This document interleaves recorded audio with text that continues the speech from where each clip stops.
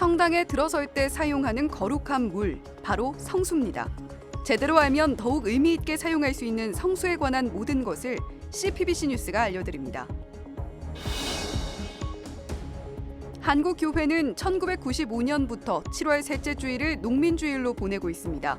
올해는 16일이 될 텐데 28번째 농민주일을 맞아 한국 천주교 주교회의 생태환경위원장 박현동 아빠스가 발표한 담화 내용 전해드립니다.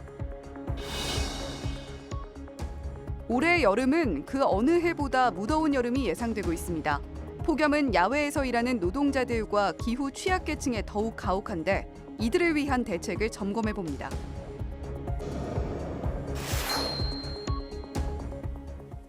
시청자 여러분 안녕하십니까? 7월 4일 화요일 CPBC 뉴스입니다. 성수를 찍고 성당에 들어가는 신자들의 모습에서 코로나 엔데믹 선언 이후 달라진 신앙생활을 엿볼 수 있는데요. 성수의 올바른 인식과 사용법, 그리고 준성사가 지닌 의미는 무엇인지 알아봅니다. 보도에 윤재선 기자입니다.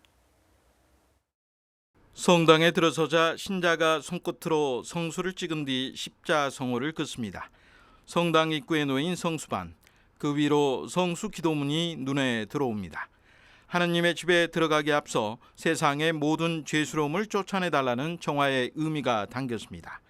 또한 악으로부터 보호해달라는 축복을 구하며 자기 자신의 몸과 마음을 닦아 하느님께 나아간다는 의미를 지닙니다. 성수는 전례에 사용하기 위해 사제가 축복한 거룩한 물입니다. 성경에서 물은 생명과 풍요, 죽음과 정화를 상징합니다. 물에 관한 이러한 성경의 의미는 교회의 정통 가르침과 전례 안에 그대로 스며들어 있습니다. 무엇보다 성수는 영원한 생명을 얻는 세례성사의 은총을 상징합니다. 그리스도를 통해 죄를 씻고 구원받아 영원한 하느님 나라에 들어간다는 신앙 고백이 모두 물을 통한 세례성사 안에 자리 잡고 있음을 알 수 있습니다.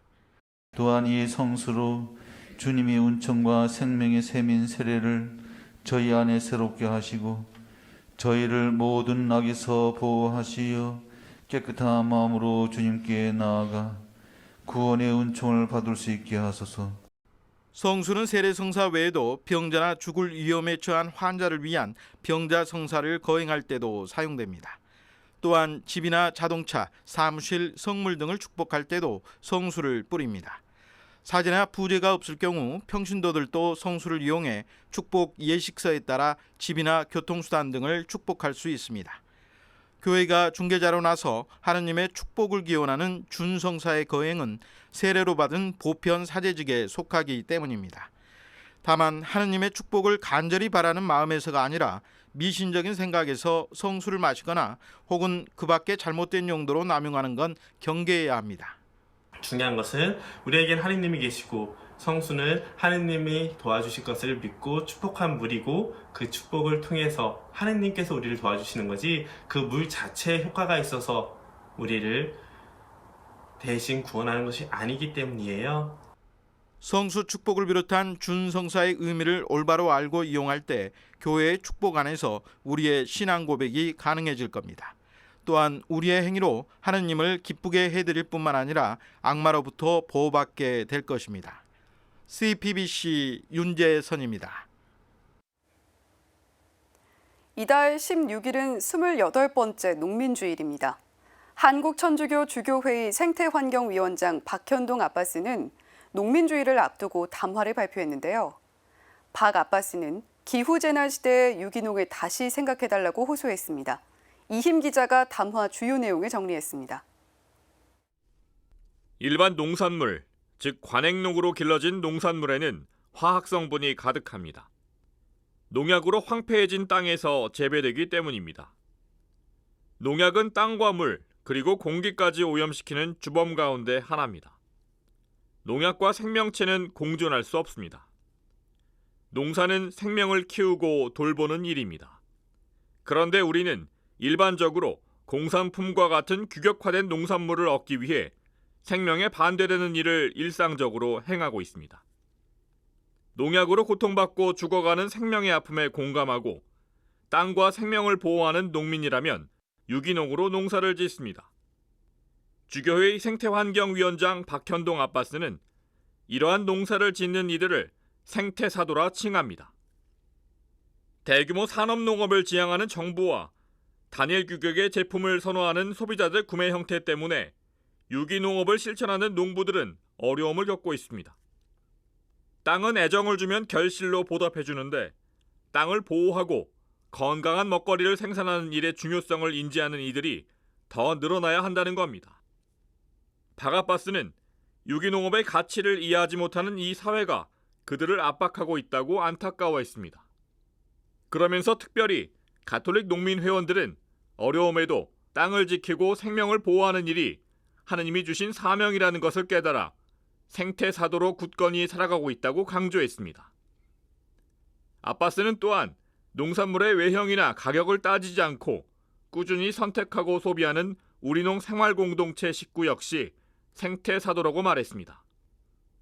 이익과 물질 만능의 세상에 살면서도 희생과 투신을 통해 복음의 가치를 지키며 살아가는 생태사도들이 더욱 많아지기를 희망한다고 밝혔습니다.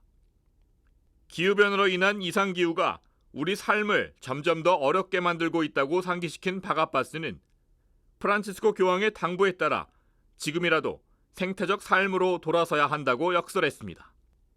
이 시대는 우리에게 지구 환경을 보호하는 생태사도가 되기를 요청하고 있기 때문입니다.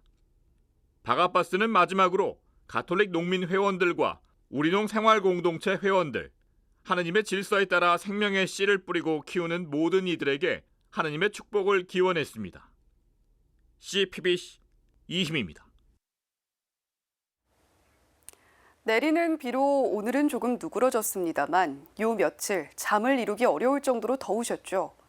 엘니뇨 현상으로 올해는 예년보다 일찍 더위가 찾아왔는데요. 더위가 노동보다 더한 고통인 노동자들이 있습니다. 더위가 때론 노동자들의 생명까지 위협하기도 하는데요. 일터에서 폭염과 사투를 벌이는 노동자들의 실태, 또 폭염으로 인한 산재를 예방하는 방안은 무엇이 있을지 김현정 기자가 살펴드립니다. 7월은 산업안전보건의 달입니다. 폭염은 노동자들의 생명과 안전을 위협하는 요인 가운데 하나입니다. 질병관리청에 따르면 지난달 19일 기준 지난해 104명이었던 온열 질환자가 올해는 149명으로 45명이나 늘었습니다.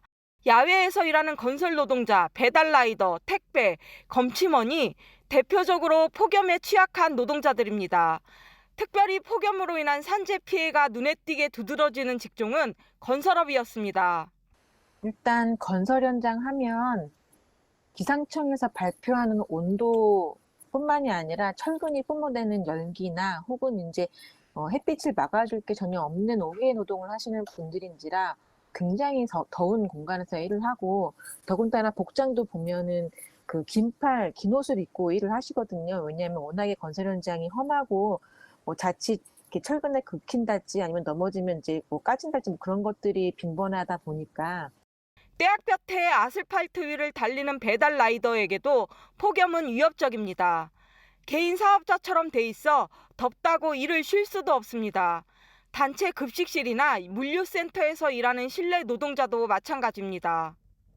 단체 급식 노동자들은 이제 에어컨이 있어도 뜨거운 튀김도 해야 되고 볶음 요리 이런 것들을 하다가 이분들도 열탈진 오는 경우도 매년 이렇게 반복되고 있고, 그다음에 쿠팡 물류센터에서도 작년에 에어컨 설치도 제대로 안 돼가지고 이렇게. 그래서 폭염에 취약한 노동 현장에서는 휴게 공간과 휴식이 반드시 필요합니다. 물론 고용노동부의 폭염에 의한 열사병 예방 이행 가이드라인도 있고 산업안전보건법에서는 노동자의 작업 중지권을 규정하고 있긴 합니다. 그런데 대부분 일용직이거나 고용이 불안한 노동자들이 나서서 요구하기 어려운 권리들입니다. 그래서 권고사항으로 돼 있는 고용노동부의 폭염 가이드라인이 법제와 의무화될 필요가 있다는 게 현장의 요구입니다. 33도 이상, 35도 이상 이렇게 될 경우에 그 무더위 시간대 2시부터 5시 사이에는 작업을 중지하든지 단축하든지 해야 되거든요. 근데 그게 가이드예요. 권고사항. 워낙에 이 기후 위기가 심각해지고 뭐 폭염 자체가 되게 일상화되고 폭염에 가장 그 위험에 노출되는 사람들은 야외에서 일하는 자들일 가능성이 높기 때문에 법안으로 이 폭염이나 기후 위기에서 일하는 노동자들을 기업에서 의무적으로 보호해야 한다. 어쩔 수 없는 사고가 아닌 충분히 막을 수 있는 사고로 사람이 죽는 일은 없어야겠습니다. CPBC 김현정입니다. 이번에는 각 지방자치단체들이 잇따라 내놓은 폭염 대책을 살펴보겠습니다. 특히 폭염 취약계층을 위한 보호 대책이 주목받고 있는데요. 김영규 기자가 취재했습니다. 서울시가 폭염 취약계층을 위한 보호 지원 대책을 마련했습니다. 어르신과 노숙인, 장애인 등이 주요 대상입니다. 우선 저소득 가구 냉방비 지급 및 폭염 취약 가구 긴급복지 지원을 꼽을 수 있습니다. 가구당 5만 원씩 약 37만 가구에 185억 원을 긴급 특별 지원합니다. 주거 취약계층인 쪽방 주민들을 위해서는 밤더위 대피소 3곳을 운영합니다. 대피소에서는 목욕과 잠자리를 동시에 이용할 수 있습니다. 밤더위 대피소 이용 대상은 쪽방 주민 2,400명입니다. 무더위 쉼터도 4,200곳을 목표로 운영합니다.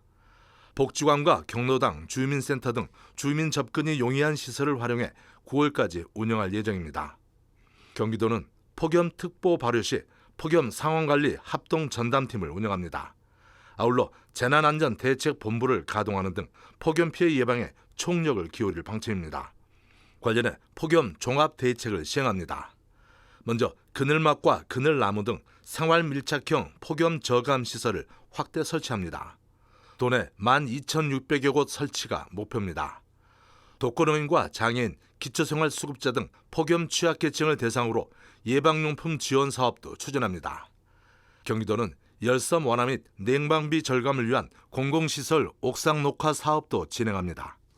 또 저소득 장애인 가구와 경로당 등의 냉방비를 지원합니다. 저소득 독거노인 가구에 냉방기기 설치 지원 등 취약계층 에너지복지 지원 사업도 전개합니다. 이 밖에 노숙인 현장 보호 및 피서공간 확보 등 폭염 취약계층 피해 방지에도 힘씁니다. 부산시는 인명피해 제로를 최우선 목표로 정했습니다. 이를 위해 폭염 종합대책을 수립하고 총력 대응에 나섰습니다. 폭염 종합대책은 무더위 쉼터 및 폭염 저감 시설 확충, 경로당 냉방비 지원 등 취약계층 관리 강화, 온열질환 응급실 감시체계 운영 등입니다. 대구시는 9월 30일까지 합동 전담팀을 운영하는 등 폭염 대응을 위한 활동에 매진할 예정입니다. 광주시는 현장 근로자, 고령층 등 폭염 취약계층에 대한 맞춤형 폭염 대응을 빈틈없이 추진할 계획입니다. 이런 가운데 서울 기초자치단체들도 다양한 폭염 대응책을 시행하고 있습니다. 영등포구와 강동구, 양천구 등은 관내 숙박업소와 협력해 무더위 쉼터 안전숙소를 운영합니다. 이 밖에 종로구 에어컨 설치, 용산구의 냉장고 지원 등도 눈에 띕니다. CPBC 김영규입니다. 이상으로 CPBC 뉴스를 마칩니다. 시청해주신 여러분 고맙습니다.